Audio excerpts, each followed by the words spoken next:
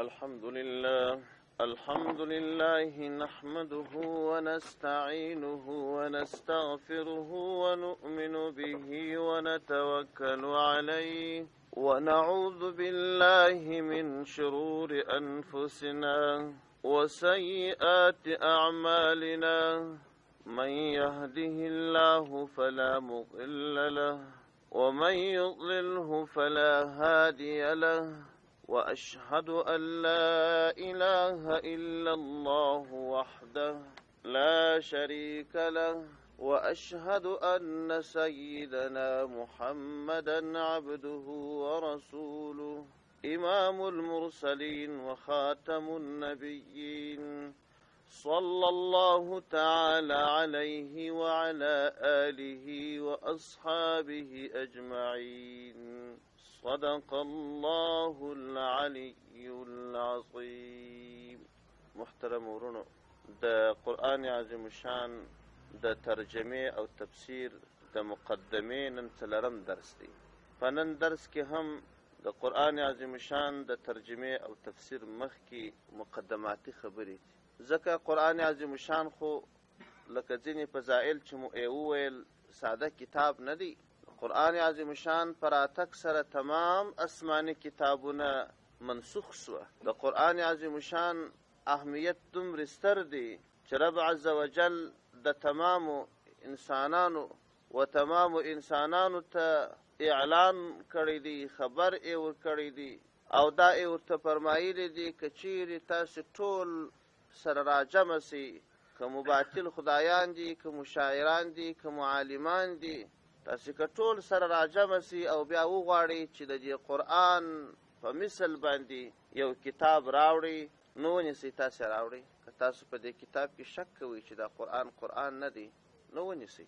تاسې وایاست چې دا قرآن دا د پیغمبر علیه السلام جوړ سوی شعر و شاعري ده، نو پیغمبر علیه السلام خو یو انسان دی، تاسې هم انسانان یاست، ونیسئ د دې قرآن په څېر یو صورت راوړئ. رب عز وجل ورته فرمایي وإن كنتم في ريب مما نزلنا على عبدنا فأتوا بسورة من مثله وادعوا شهداءكم من دون الله إن كنتم صادقين. کچېرې تاسې په شک کې یاست چې دا قرآن نه دی، دا آسماني کتاب نه دی، نو ونیسئ، ولاړ سئ، ټول سره یو ځای سئ، بل ملاتړي مو هم در سره ملګري کړي، د دې قرآن په څېر یو کتاب راوړئ، یو صورت. او که دا کار نسئ کولی او یقیني یې نسئ کولی، نو د جهنم د اوره وبېرېږئ چې د هغه د سمنګ مواد انسانان او ډبرې دي. بل ځای کې رب عز وجل ورته فرمایي ويقول لئن اجتمعت الإنس والجن على أن يأتوا بمثل هذا القرآن لا يأتون بمثله ولو كان بعضهم لبعض ظهيرا. کچېرې تمام انسانان او پیرانان سره جمع سي، انس و جن سره جمع سي او بیا وغواړي چې د دې قرآن په مثل باندې یو بل کتاب راوړي، هېڅکله به ونه توانېږي. که څه هم ځینې د دوی د ځینو نورو ملاتړي هم سي، لاسونه سره ورکي، بیا هم دا کار نسي. خیر، د قرآن عظیم شان څو نومونه دي الله جل جلاله په قرآن عظیم شان کې یاد کړي. موږ او تاسو یوازې په قرآن باندې پیژنو، مګر رب عز وجل قرآن عظیم شان په څو نومونو باندې یاد کړی دي. لومړی نوم کتاب دی. الله جل جلاله فرمای تلک آیات الکتاب الحکیم. وای دا آیاتونه چې ستاسو مخته دي، دا د یو داسې کتاب آیاتونه دي چې هغه د پوره حکمتونو څخه ډک کتاب دی. یو نوم کتاب.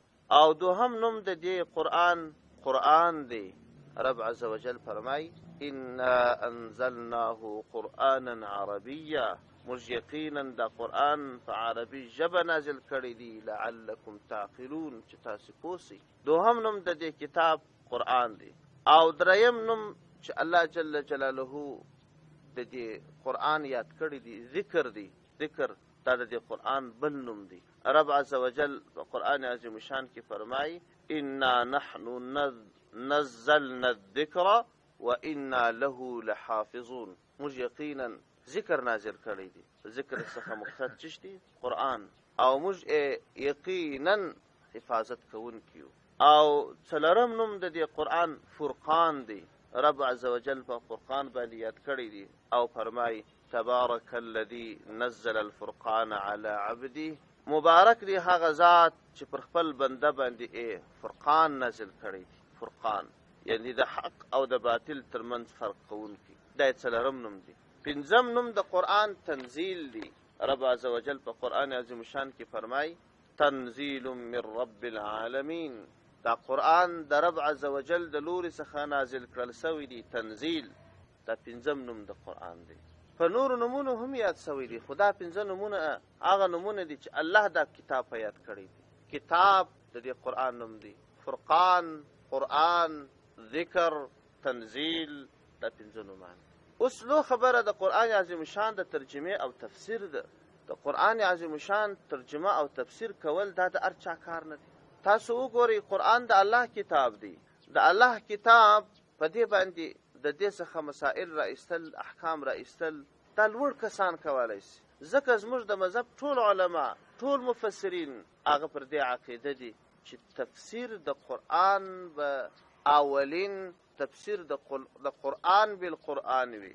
ډېر ځایونه د قرآن د ظاهري الفاظو معنا یې وایي مګر په معنا کې مطلوب بل وي. اولین د قرآن تفسیر بالقرآن. یو آیت چې رالی ته غواړې تفسیر یې وکړې، د هغه خبره رب عزوجل بل ځای یاده کړي، تفسیر یې کړي، تشریح یې کړي. که چیرې د یو آیت تفسیر په خپله په قرآن کې پیدا نو بیا تفسیر د قرآن بالاحادیث النبویه، بیا به یې هغسې تفسیر کوي لکه څرنګه چې د دې قرآن تفسیر پیغمبر صلی الله علیه وسلم کړی دی. اکثره آیاتونه داسې دي چې صحابه به راغله د پیغمبر صلی الله علیه وسلم څخه به یې پوښتنه وکړه چې یا رسول الله د دې آیت مطلوب څه دی، د دې آیت تفسیر څه دی. قرآن داسې کتاب نه دی چې ته په عربي ژبه باندې دی نو عرب به ټول په پوهېږي. نه هېڅ نه په پوهېږي. قرآن د الله کتاب دی. او که چیرې د یو آیت تفسیر په احادیثو کې نو بیا به د تفسیر د آیت تفسیر لکه څرنګه چې صحابه وکړی دي هغسې تفسیر به یې کوي. د خپل ځان څخه نه، د خپل رای او د خپل فکر څخه نه. الحمدلله ثم الحمدلله. په اوس عصر کې 100 کاله مخکې، 1500 کاله مخکې، 1000 کاله مخکې، 10 کاله مخکې علماو کوششونه وکړل، خوارۍ یې وکښلې. تفاسیر په سوونو نه په زرګونو لیکل سوي دي، په هره ژبه لیکل سوي دي. هغه تفاسیر د هر آیت تفسیر چې څرنګه حق دی په هغه ډول باندې را نقل کړی دی. او همدا ډول که چیرې یو څوک د قرآن په تفسیر خبر نه د خپله ځانه تفسیر کوي، د دې په اړه باندې وعید راغلی دی. د پیغمبر صلی الله علیه وسلم څخه یو روایت دی چې عبدالله ابن عباس رضی الله عنه روایت کړی دی او ترمذی شریف نقل کوي. پیغمبر علیه السلام فرمای اتقوا الحديث علی الا ما علمتم فمن كذب علی متعمدا فليتبوأ مقعده من النار. ای خلقو پر ما باندې د حدیث جوړولو څخه ځان وساتئ چې په کم څه خبر نه یاست هغه مه وایاست، یوازې هغه احادیث وایاست چې خبر یاست. او خبردار هر چا که پر ما باندې درواغ وویل نو بس د ځان دپاره دی په جهنم کې ځای وګوري. او بیا فرمایي ومن قال في القرآن برأيه فليتبوأ مقعده من النار. چا که په قرآن کې په خپل رایه باندې خبره وکړل، د یو آیت ترجمه یا د یو آیت تفسیر یا د یو آیت مفهوم په هغه شکل باندې یې واخیستی لکه څرنګه چې د ده رایه و، د ده فکر و، نو دغه سړی دی هم ځان ته په جهنم کې ځای د اوسېدو تیار کی. او دومره احتیاط راغلی دی وایي د هر آیت تفسیر چې کېږي خامخا به د تفسیر سره ګورې. تر داسې اندازې پورې د حدیث کې راځي چې حضرت جندب رضی الله عنه روایت کړی، نبی علیه السلام فرمایي من قال في القرآن برأيه فاصاب فقد اخطأ. وایي که چیرې یو چا په خپله رایه باندې تفسیر وکړي وروسته بیا معلومه سوله چې د صحیح رایه ورکړې، تفسیر هم دغسې وایي، لا ګناه وکړل. تر څو چې علمي یقین درته معلوم سوی نه چې دا تفسیر خبره ده، د ځانه به خبره نه کوې. کلي خبره وکړل هغه د تفسیر هم برابره سوله، نبي علیه السلام داسې وایي فقد اخطأ، خطاکار سوی. نو د هر آیت تفسیر، د هر آیت ترجمه دا په ډېر احتیاط باندې، دا په دې وجه باندې چې په دې کار سره و بېدینانو ته ډېره لویه لار خلاصېږي. هر یو آیت به راواخلي وایي د دې معنا داسې، بلکې د آیت معنا خو د لغت په لحاظ نه کېږي، بلکې د آیت معنا په هغسې شکل باندې کېږي چې څرنګه پیغمبر علیه السلام د آیت تفسیر کړی دی، چې څرنګه صحابه و کړی دی، څرنګه تابعین و کړی دی. او ظاهري چې ستا په فکر کې یو شی رالی هغه د صحابه و د تفسیر خلاف و، د تابعینو د تفسیر خلاف و، نو ته به دا کار نه کوې. ما په یو سفر کې یو څوک ولیدی، یوه ښځه وه، زما سره خبرې کولې، ما خبرې کول نه ورسره غوښتل.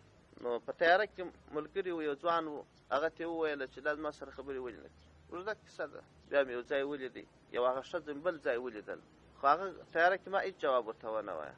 نو بیا یې ما ته وویله چې ماشاءالله ته خو ښه عالم یې، په خبره پوهېږې، تا په هغه ورځ ولې خبرې نه کولې؟ ته مریض وې؟ مالیا زه جوړ وم، تا حجاب نه دی کړی. ما خو حجاب کړی دی. حجاب دی دغه ته وایي چې دا مخ یې ښکاره وي، نور بدن یې پټ وي.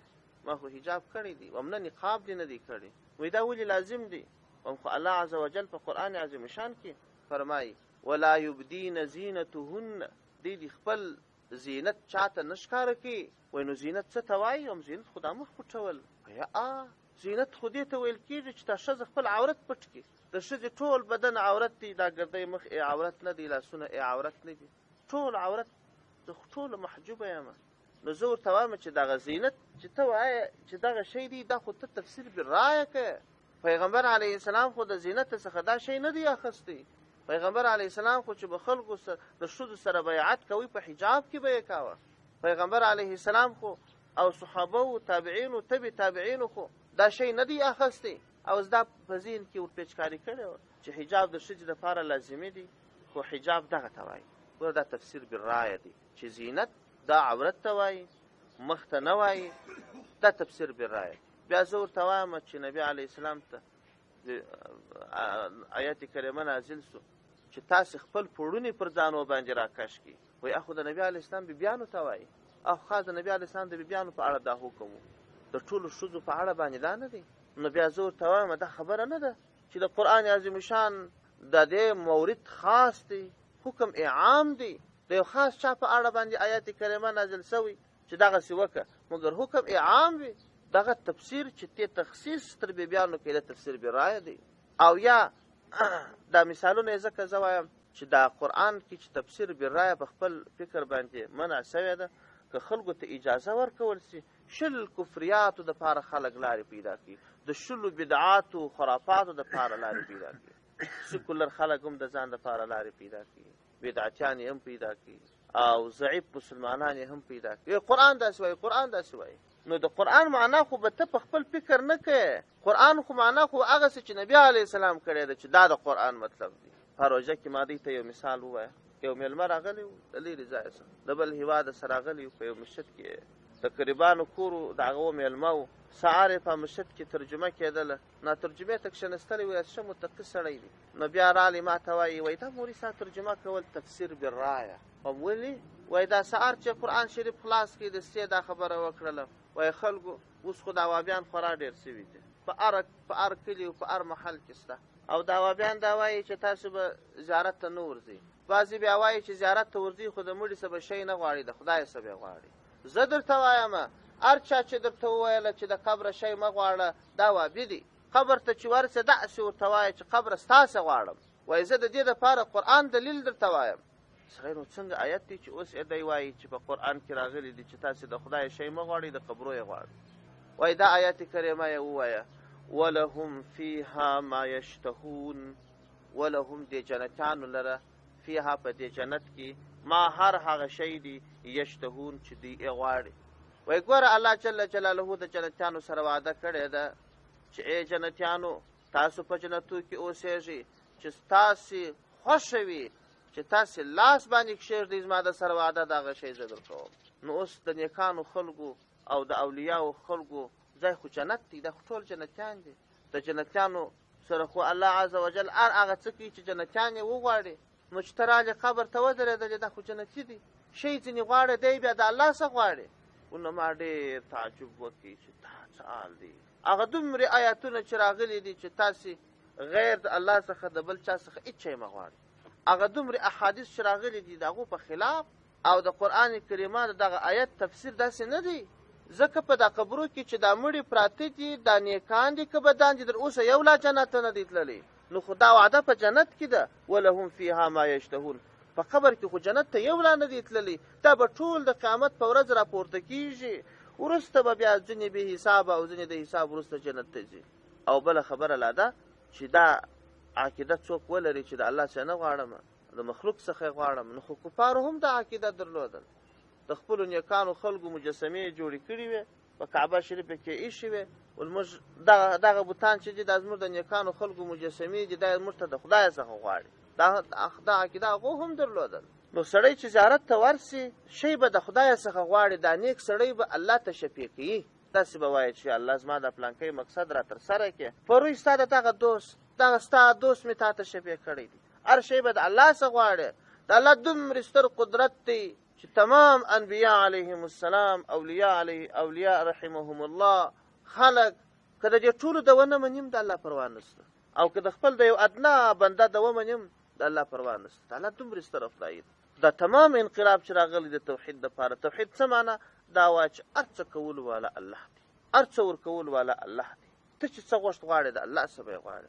که دې زیارت ته ورتللې او بل ځای ته ورتللې، الله ته به یې شفیع کوې. ګوره دا تفسیر بالرایه دی. اوس نو چې لو خبره دا یي چې دغه سړی راټینګ کړي، نو دغه تفسیر نبي علیه السلام داسې کړی دي، صحابهو کړی دي، تابعینو کړی دي. که ته اوس غواړې چې یو څوک بدنامه کې ما هغه ته بهانه جوړه کړې د ځانه دې دا تفسیر وکړي، نو دا نه یې ښه. تفسیر بالرایه به هېڅوک نه کوي. څرنګه چې تفسیر هغه 3 مرحلې مې درته وویلې، بیا دا اوس مشهور تفسیرونه دي، دا هر تفسیر دغه مراحل ته یې کړي دي، هغه لباب تفسیر یې خلکو ته ایښی. مولانا ذکریا رحمه الله فرمایي وایي هر څوک چې تفسیر کوي د تفسیر دپاره 15 علوم لازمي دي. هر څوک د دې صلاحیت نه لري چې تفسیر وکړي. 15 علوم که د چا زده وه د قرآن تفسیر کولی شي، او که دا 15 علوم نه وه زده نو د قرآن تفسیر ته دې غوږ دی، قرآن تفسیر دې نه کوي. لومړنی علم د لغت علم دی.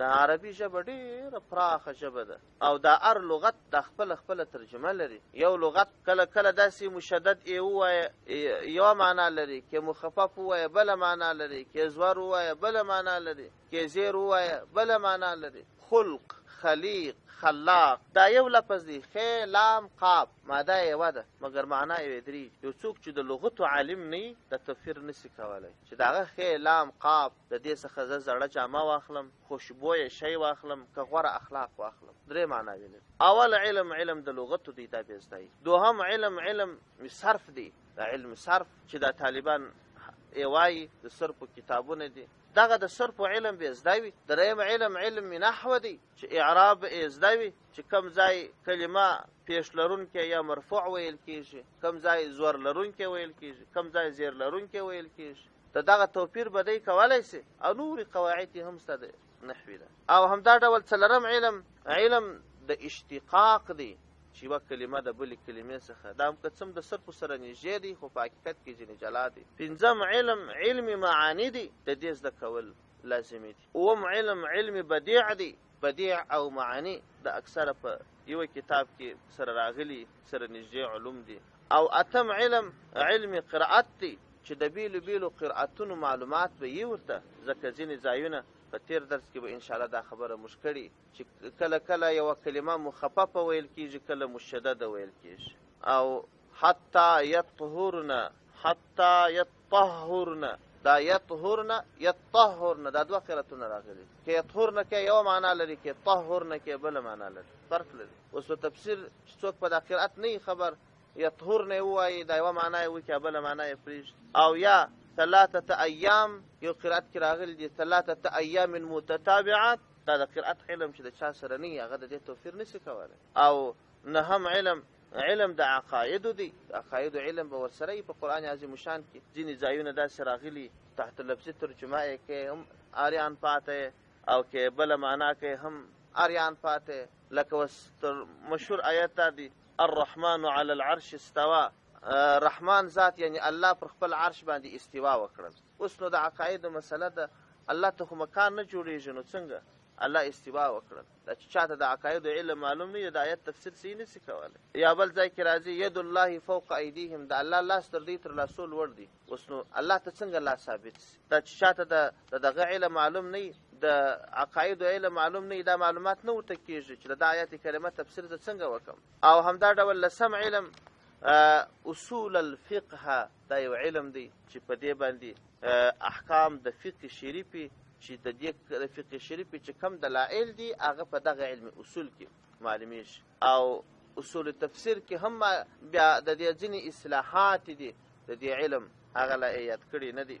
او یولسم علم د نزول اسباب دا به مستقل علم دی چې هر آیت په یو شان کې نازل شوی دی. دا آیات کریمه د دې د نازلېدو سبب څو، شان نزول څو، او دولسم علم د ناسخ او منسوخ معلومول چې کوم آیت ناسخ دي کوم منسوخ دي. او همدا ډول دیارلسم علم په فقه شریفه کې به معلومات لري چې دا حکم د دې آیت څخه ثابتېږي او د فقه حکم څه دی او دا د کم حکم دپاره دلیل دی. څوارلسم علم د هغه احادیثو زده کړه ده چې د قرآن کریم د مجمل آیاتونو په تفسیر کې راغلي دي، هغه احادیث به تا ته معلوم وي. او پنځلسم علم چې علماو یاد کړی دي علم وهابي دی. علم وهابي دا د الله عزوجل یو ورکړه ده، یو خاص ذهانت دی، یو خاص فکر دی چې په تفسیر کې یو څوک کولی شي چې د قرآن عظیم شان د هر آیت څخه د آیت صحیح د حکم صحیح استنباط وکړي، هغه احادیث صحیح تطبیق کړي چې د دې په تفسیر کې راغلي،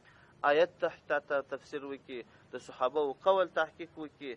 دغسې یو علم دی چې علم وهابي ورته ویل کېږي، لکه زموږ په عامه اصطلاح کې ورته فضلي علم وایي. دغسې یو خاص علم دی چې دغه علم نه ورکول سوی، هغه په تفسیر کې بند راځي، کېدای شي د ډېرو مشکلاتو سره مخ. نو لهذا په تفسیر کې هم دومره احتیاط کول پکار. ډېرې خبرې علما ورباندې کړي، خو په هر صورت چې هر څوک تفسیر کوي تاسو به دغه کس معلوموي چې آیا په دې کې استعداد د تفسیر کولو ستا او که یا که نه وي، نو خدای ناکرده داسې شیان به یې ویلي چې خپله عقیده او خپل لاره به هم خرابه کړي، د نورو لاره به هم خرابه کړي. دا شی ډېر مهم دی. نو څه مسائل خلافات دي انشاءالله هغه په راتلونکي درس کې ووایو. د اعوذ بالله و بسم الله اړونده لږ تحقیق لاسته نو باره د سورة فاتحې تفسیر شروع کوو انشاءالله باذن الله.